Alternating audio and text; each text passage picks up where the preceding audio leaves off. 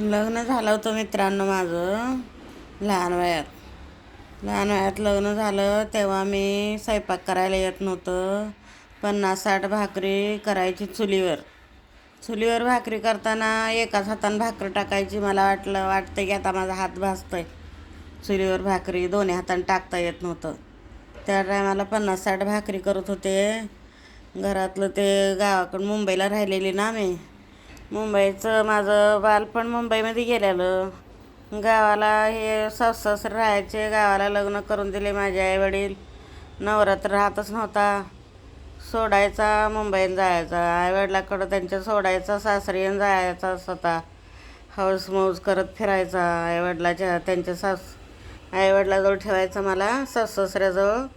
स्वतः एकटा एन्जॉय करत फिरायचा. कसं लग्न झालं टप्परीच नवरा भेटलाय मला. टप्परी नवरा बघूनच दिलेत माझे आईवडील.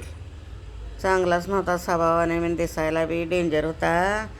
तसल्या नवऱ्यासंग लग्न करून दिले माझे आईवडील लहान वयात. ते बी पुण्याला गेलतो. लग्न झाल्यावर 1 वर्षभर पुण्याला होतो. सगळे लोक तोंडाला हात लावून घ्यायचे, बाई असला नवरा कोण करून दिलाय तुला, असला नवरा कोण करून दिलंय. कावळ्याच्या गळ्यात हे बांधल्यासारखं, सोन्याचं गोप बांधल्यासारखं झालं आहे. कावळ्याच्या गळ्यात गोप बांधल्यानं झालं आहे सोन्याचं.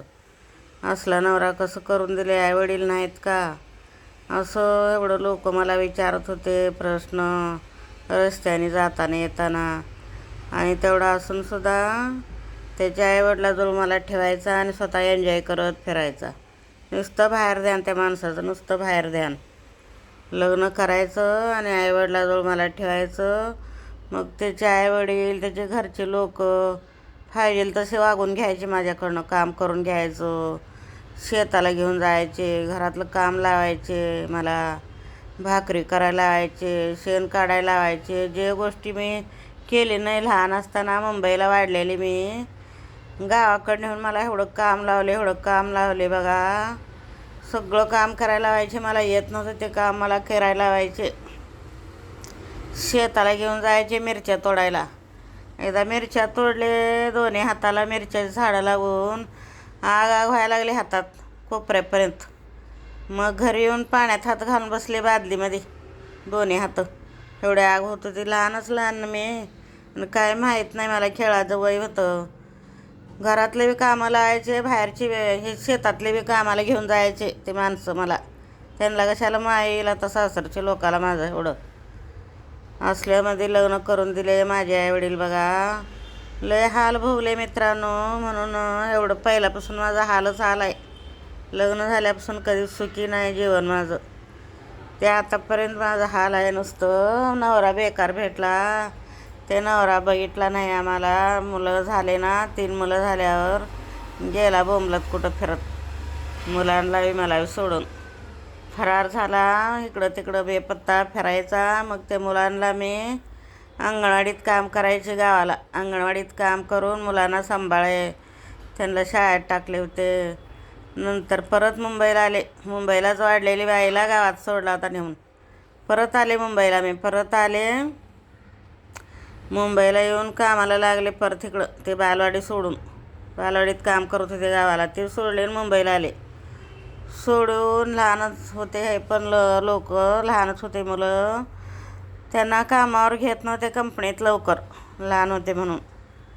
असं त्यांना बळजबरीने कामाला लावले. मी कामाला चालले. घर कुठलं राहायला, मग घर भाड्याचं. असं करत करत अजूनपर्यंत असं आम्ही दिवस काढायला लागलो.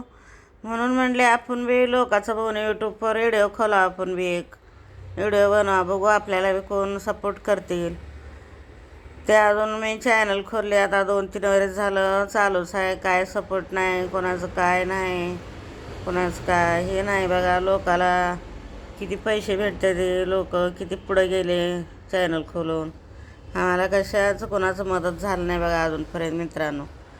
जरा तुमची खूप गरज आहे मला. एवढं मी हैराणमध्ये आहे पहिल्यापासून. जरा तुम्ही समजून मला लाईक करा, मला सपोर्ट करा. समजून घ्या मला पण. कसं लोकाला करता सपोर्ट तसं मला पण करा. तेव्हापासून माझं हैराणच आहे, कधी सुखी नाही मी जीवन. जरा तुमची खूप खूप गरज आहे मला. मी काय सांगू दररोज दररोज लोकाला, म्हणून मी काय सांगत नाही घरच्या गोष्टी. जरा सपोर्ट करा मला पण मित्रांनो. खूप दिवस झालं मी व्हिडिओ बनवते पण सपोर्ट काय भेटलेला नाही मला. लाईक करा, मला सबस्क्राईब करा, कमेंट शेअर करा व्हिडिओ. चला, हे सांगायचं होतं मला. खूप गोष्टी आहेत सांगायच्या पण सरत नाहीत ते गोष्टी. तुम्ही मला मदत करा जरा, खूप उपकार होतील तुमचे.